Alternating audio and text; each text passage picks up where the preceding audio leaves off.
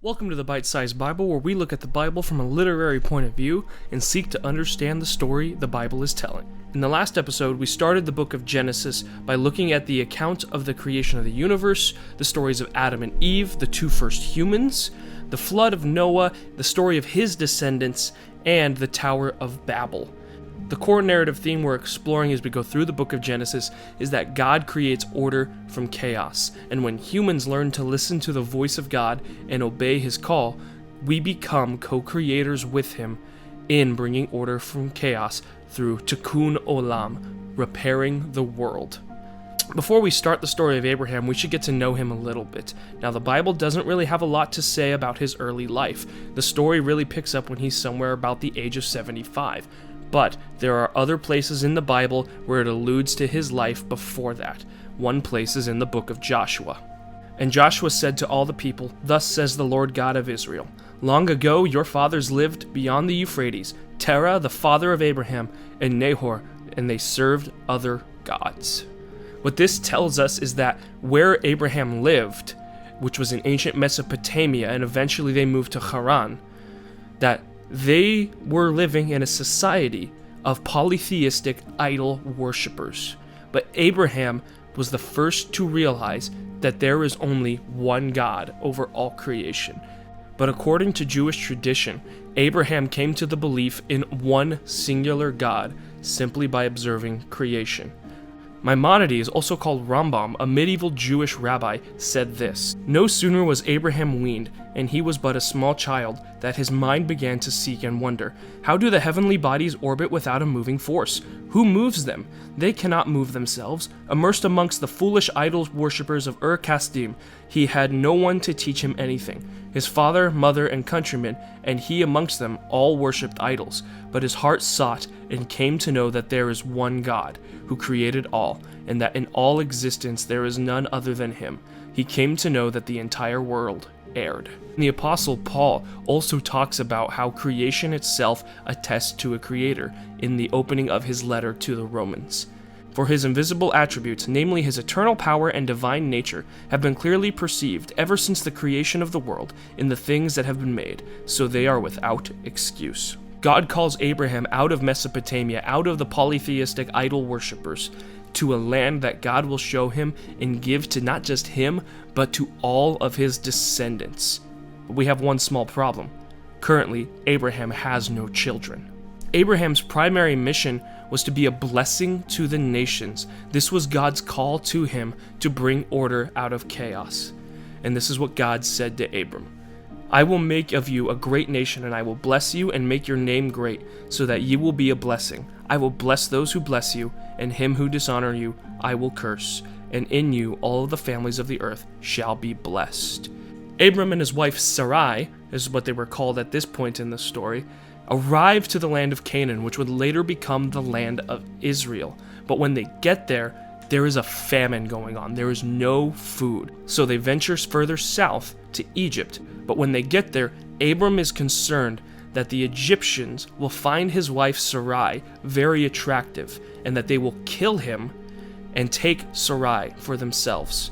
So he tells them that she is my sister, in order to protect her life and his life.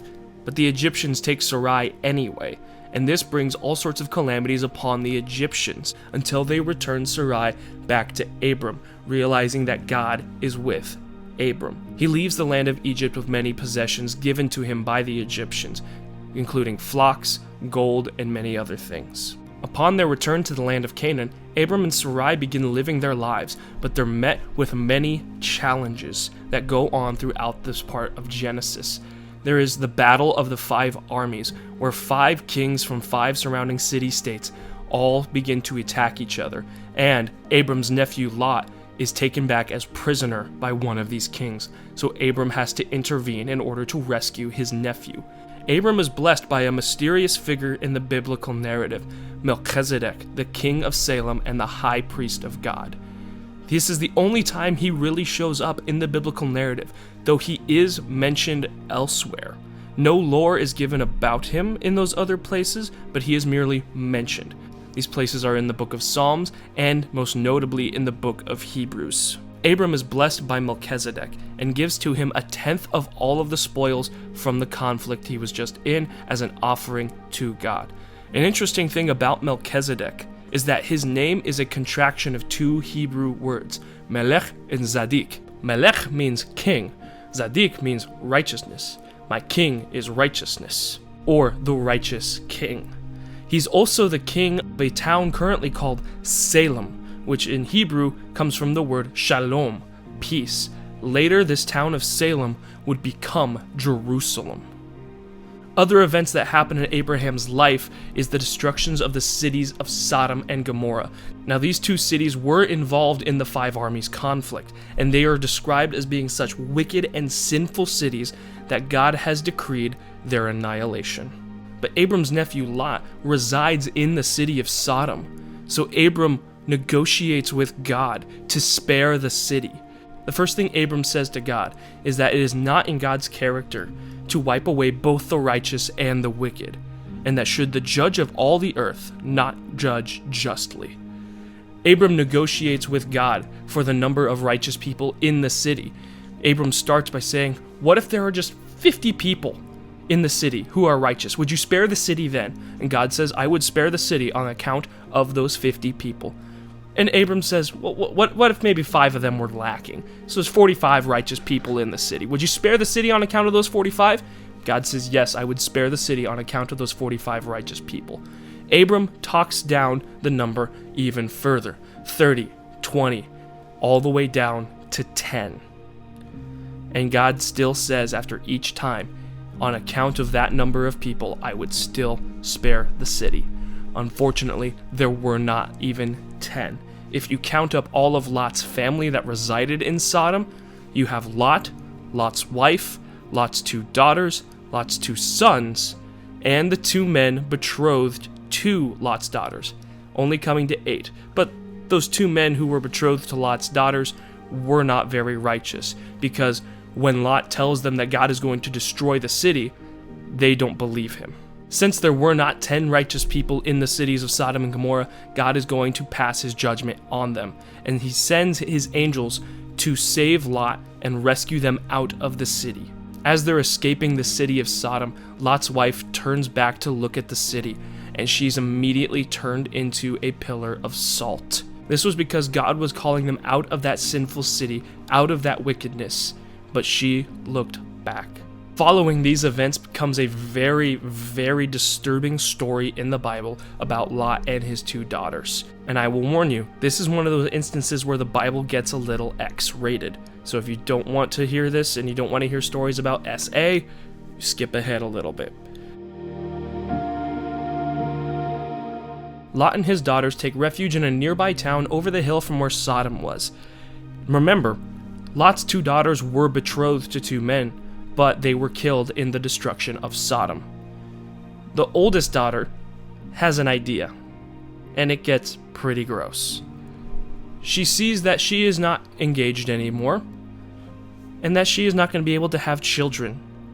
So she has the grand idea to get her father Lot drunk, and then when he eventually falls asleep from his drunkenness, sleep with him.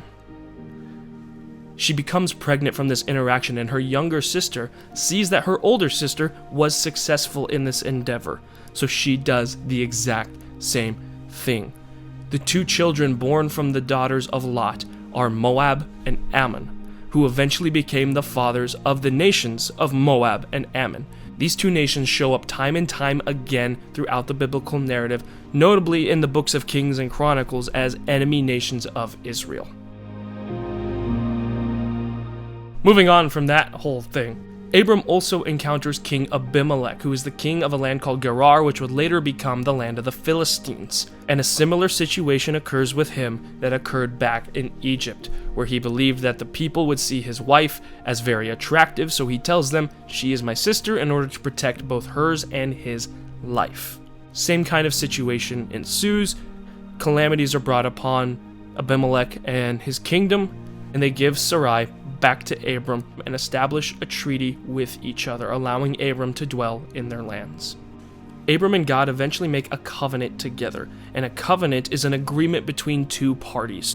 In the biblical story, we are going to see many covenants come up, so it's good that we understand what a covenant is. A covenant in the Bible works like a legal contract, and it has a few things about it. Number one, it mentions the involved parties. For this instance, it's God and Abram and Abram's descendants. Number two, it has terms and conditions. The terms and conditions for the Abrahamic covenant is that God will give Abram descendants, and that those descendants will become a nation of their own. Abram's terms and conditions is that he will maintain his faith in God and teach that same faith to his children. The third and final thing that a covenant needs in the Bible is some kind of sign to remember the covenant by, so that every time you see this particular sign of the covenant, you remember the covenant. For this covenant, it was the sign of circumcision. After establishing this covenant, God shows Abram a glimpse of the future of his descendants.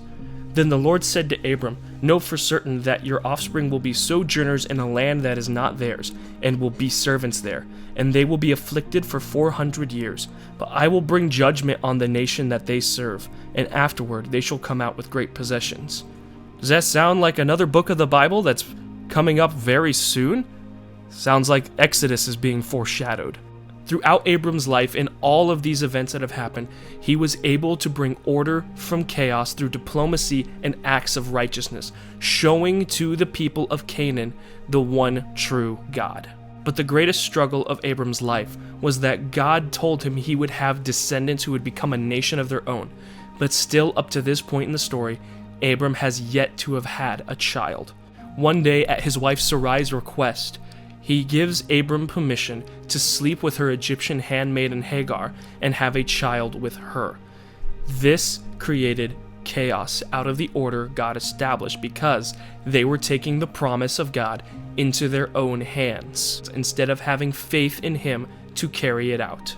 This led to the birth of Ishmael, who would later become the father of all of the Arab nations. But God reestablishes order by promising Abram and Sarai that they will have a child together, and that child will be heir to the promise that God gave to Abraham, and not to Ishmael. And behold, the word of the Lord came to him, "This man shall not be your heir, your very own son shall be your heir." And he brought him outside and said, "Look toward heaven and number the stars, if you are able to number them." Then he said to him, "So shall your offspring be." And he believed the Lord, and he counted it to him as righteousness. Later on in this story, God changes the names of Abram and Sarai to Abraham and Sarah. This brings up another narrative point of the book of Genesis. Names have meaning. Names are more than just what your mother calls you in the Bible. It carries with it a prophetic destiny. And as we go through the book of Genesis and even more of the Bible, we're going to see that idea become very, very apparent. Being given a new name by God is more than just changing what people are going to call you, but it's a change in your destiny and signifies a new path that God has you on. And God said to Abraham, "As for Sarai your wife, you shall not call her name Sarai, but Sarah shall be her name. I will bless her, and moreover, I will give you a son by her. I will bless her, and she shall become nations. Kings of peoples shall come from her." Interestingly enough, the name Sarah in Hebrew means princess, and Abraham's new name means father of many. The father of many and the princess, the first patriarch and matriarch of the Jewish people.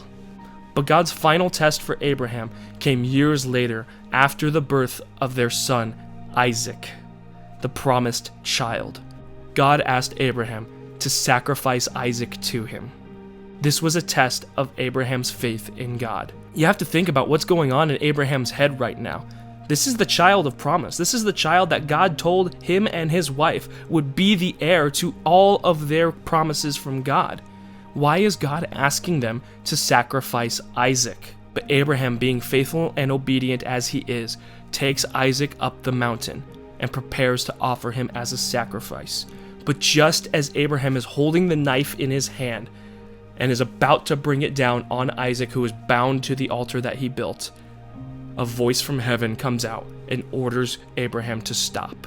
And the angel of the Lord called to Abraham a second time from heaven and said, By myself I have sworn, declares the Lord, because you have done this, and have not withheld your son, your only son, I will surely bless you, and I will surely multiply your offspring as the stars of heaven, and as the sand that is on the seashore. And your offspring shall possess the gate of his enemies, and in your offspring shall all the nations of the earth be blessed, because you have obeyed my voice. Through Abraham's faithfulness and obedience to God, God knew that this man could be the one to father the nation who would bring order from chaos.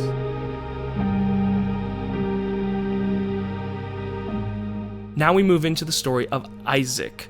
Now there's not a whole lot on the story of Isaac in the Bible. It's kind of intermingled within other stories, like the stories of his sons Jacob and Esau, and the last part of Abraham's life.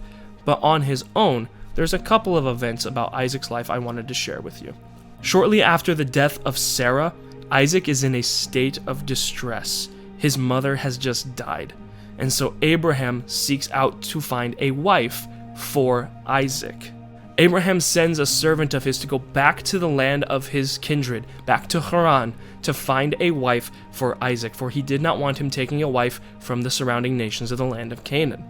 The servant travels to the land of Haran and prays that God will show him the woman that God has for Isaac, and he meets a woman by the name of Rebekah. Abraham's servant meets with Rebekah's father, they exchange a deal, and he brings back Rebekah to Abraham and Isaac. And when they returned, Isaac and Rebekah were married. Then Isaac brought her into the tent of Sarah his mother and took Rebekah, and she became his wife, and he loved her. So Isaac was comforted after his mother's death. Here again we see this narrative of order from chaos, the chaos of the death of Isaac's mother, Sarah, and him being comforted by his wife, Rebekah. Isaac also encountered a similar problem with King Abimelech that his father Abraham did. And almost the same kind of story repeats itself. Isaac's worried that they will see Rebekah as very attractive, so he says, "She is my sister," in order to protect his life and her life. But when Abimelech finds out that this is actually Isaac's wife, he remembers the last time that something like this happened with Abraham, and so he forbids all of his people from even going near Rebekah. And he allows Isaac and Rebekah to live in their land, and they dig many different wells and let their flocks pasture through there. Now we've seen how humans interact with God, and how that theme of order from chaos is brought out through humans, like how I said it would. When humans learn to listen for the voice of God and obey his call, they become co-creators with him in creating order from chaos. And we saw that through the lives of Abraham and Isaac.